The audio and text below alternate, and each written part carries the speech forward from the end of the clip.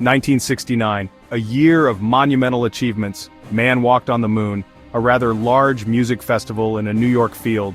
The Boeing 747 first took to the skies. But while everyone looked up at rockets or down at muddy boots, the real action was in the stratosphere. This was the absolute zenith of Cold War engineering. Jets weren't just transport, statements of national pride. In 1969, the ultimate expression of speed and power had wings, an afterburner. We're counting down the 10 greatest, the 10 most significant, the 10 most spectacular fighter jets of 1969. They fought in the jungles of Vietnam. This isn't just a list, it's a tribute to when speed mattered. Faster, higher, louder, prepare for power. Right then, number 10. And we start not with some nimble little sports car of the skies, but with the aeronautical equivalent of a Dodge Charger. The McDonnell Douglas F-4 Phantom II. This thing was enormous. It was a brute. It was designed for one thing and one thing only: to arrive, cause an unbelievable amount of trouble, and then leave, preferably with something on fire behind it. So in their infinite wisdom, the designers originally left the gun off. A fighter jet without a gun. It had not one but two colossal General Electric J-79 engines. These weren't engines so much as controlled explosions. It could be a fighter, a bomber, an interceptor, a reconnaissance plane. It did everything. The US Air Force, Navy, and Marines all flew it. So did the British, the Germans, the Israelis, the Iranians. You name it. It was the benchmark, the gold standard against which all other jets were measured. And that is why it kicks off our list. The F-4 Phantom II wasn't just a fighter jet, it was a statement. It was a sledgehammer in a world of scalpels, proving that sometimes what you really need is not precision, but an enormous amount of brute force applied at twice the speed of sound. From the American sledgehammer, we go to the Soviet scalpel, the Mikoyan-Gurevich MiG-21. If the Phantom was a heavyweight boxer, the MiG-21 was a wiry, street-smart martial artist. It was small, it was simple. It was produced in numbers that would make your eyes water. The cockpit was cramped, the view wasn't great. American pilots in their big heavy Phantoms over Vietnam learned to fear the MiG turn. The MiG-21 could whip around in a turning circle that an F-4 could only dream of. This little dart of a plane could comfortably exceed Mach 2. It was a rocket ship with just enough wing to be called an aeroplane. It was the AK-47 of the sky. Simple, reliable, and absolutely everywhere.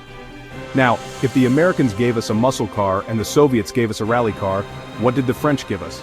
Well, what they always give us: style. This is the Dassault Mirage 3, and just look at it. One of the most beautiful man-made objects ever created.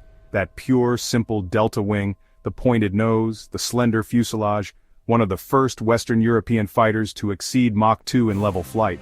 Its moment in the sun came not with the French, but with the Israelis. In the Six-Day War of 1967, Israeli pilots achieved total air supremacy. They used the Mirage's speed and powerful cannons to devastating effect. It became a legend, a jack-of-all-trades, master of several. Interceptor in the morning, ground attack in the afternoon, export success: Australia, Argentina, Pakistan, South Africa. So, the Mirage 3, it proved that you could have both style and substance. A work of art. A work of art that could shoot you down from 30,000 feet. Fast, deadly, achingly beautiful, French. And for that, it more than earns its place on this list. A truly magnificent machine. The missile with a man in it, F-104 Starfighter. Some jets are designed to be practical, some are designed to be versatile, and some are designed with a single-minded obsession for one thing. Meet the Lockheed F-104 Starfighter. It's one thing: speed. Raw, terrifying, unadulterated speed. This wasn't so much an airplane as a rocket with tiny vestigial wings bolted on. The wings on this thing are barely there. They are razor thin, incredibly short, and the leading edges were so sharp they had to be covered on the ground. It didn't just break speed and altitude records, it shattered them. For a time, the F-104 was the fastest and highest flying thing in the sky. Its job was simple: take off, use its phenomenal rate of climb to get to altitude in a hurry, accelerate to mind-boggling speed, intercept a Soviet bomber, shoot a missile at it, and then come home. While it served with the USAF, its biggest customer was, bizarrely, the German Air Force. Taking a plane designed for 60,000 feet and making it skim the treetops was a recipe for disaster. The accident rate was appalling, earning it grim nicknames like the Widowmaker.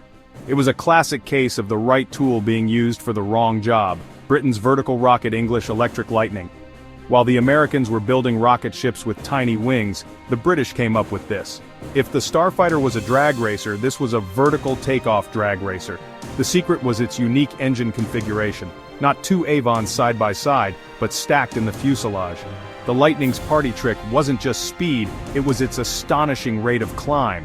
It needed to get from standstill to 40,000 feet in the time it takes to make a cup of tea.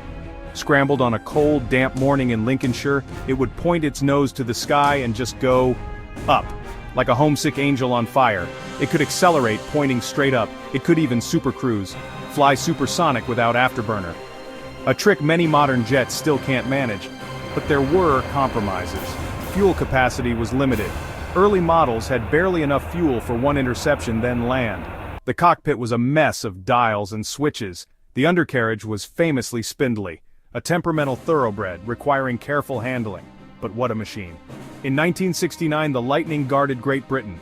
The thunderous roar of the RAF on watch, overpowered, eccentric, utterly magnificent. The last all-British supersonic fighter, a final glorious flourish of independent British aviation genius. There was nothing else like it, and there never will be again. The last of the gunfighters fought F-8 Crusader. In an age when everyone was obsessed with missiles and radar, one aircraft stood defiant. This is the Vought F-8 Crusader, and its nickname tells you everything. The last of the gunfighters. While other jets were being designed without cannons, the Crusader was built around 4 of them. The Crusader's most brilliant feature was its variable incidence wing. For takeoff and landing, the pilot could pivot the entire wing upwards by 7 degrees. This gave the aircraft a high angle of attack for lift, while keeping the fuselage level so the pilot could actually see the carrier deck. Over Vietnam, Crusader pilots became the Navy's top MiG killers. While Phantom crews were struggling with unreliable missiles, F-8 pilots were getting into turning fights and winning. They lived by the mantra, when you're out of F-8s, you're out of fighters. It was a testament to skilled pilots in agile, gun-armed jets. The pilots who mastered it, loved it. It was an honest jet. It responded to good pilot inputs and rewarded skill. The F-8 represents a pivotal moment. The link between classic gunfighters of Korea and missile-armed interceptors of the late Cold War. The pocket rocket Northrop F-5 Freedom Fighter. Not every country could afford massive, complicated Phantoms. What they needed was something small, simple, cheap, but effective. What they needed was this. If the Phantom was a Cadillac, the F-5 was the original Mazda Miata. Small, light, agile, and an absolute joy to fly. The F-5 was born from a Northrop private venture to create a lightweight, low-cost fighter. It was designed to be easy to fly and, crucially, easy to maintain. Powered by 2 small but efficient General Electric J85 engines, the same engines used in the T-38 Talon trainer, it was nimble and energetic. Its small size made it a difficult target to see. In a visual range knife fight, a well-flown F-5 could give much bigger fighters an absolute nightmare. Because it had handling characteristics similar to a MiG-21, the F-5 found a second role. It became the perfect aggressor aircraft at training schools like Top Gun. This allowed American pilots to train against dissimilar aircraft. The F-5 was responsible for training a whole generation of America's best fighter pilots. In 1969, the F-5 was the unsung hero. It provided dozens of air forces with credible, affordable supersonic fighter capability. It was a triumph of pragmatic design, a pocket rocket that proved you didn't need a sledgehammer to crack a nut. Sometimes a small sharp tool is exactly what's required, you know. While the superpowers were slugging it out up in the frozen north, the Swedes were going their own way with something clever, rugged, and slightly unusual. This is the Saab 35 Draken, the Dragon. Just look at that wing. It's not a delta, not a swept wing, it's a double delta. Sweden needed a jet that could operate from dispersed bases, including reinforced public roads, and be maintained by conscript mechanics in freezing cold. The inner, sharply swept part worked well at supersonic speeds, while the outer section provided good lift for short runway operations. Back behind the Iron Curtain, the Soviets had a very big problem, a very big country. They needed something bigger, faster, with radar that could see for miles. They needed this, the Sukhoi Su-15, Flagon, the heavyweight champion of Soviet air defense forces, the PVO. Its job was to be guided by ground control radar, climb to 60,000 feet at twice the speed of sound, lock onto a target, and obliterate it with missiles. It was a specialist tool for a specialist job, a high-speed, high-altitude sledgehammer designed to knock down anything that dared to cross the border. And so we come to number 1. Not the best jet of 1969, but the most significant because it represents the future. This is the MiG-23 Flogger. It can change the shape of its wings in mid-air. Variable geometry, swing wing, cutting edge in the late 1960s. The idea was to get the best of both worlds. Wings forward for takeoff, landing, dogfighting, swept back for high-speed supersonic flight.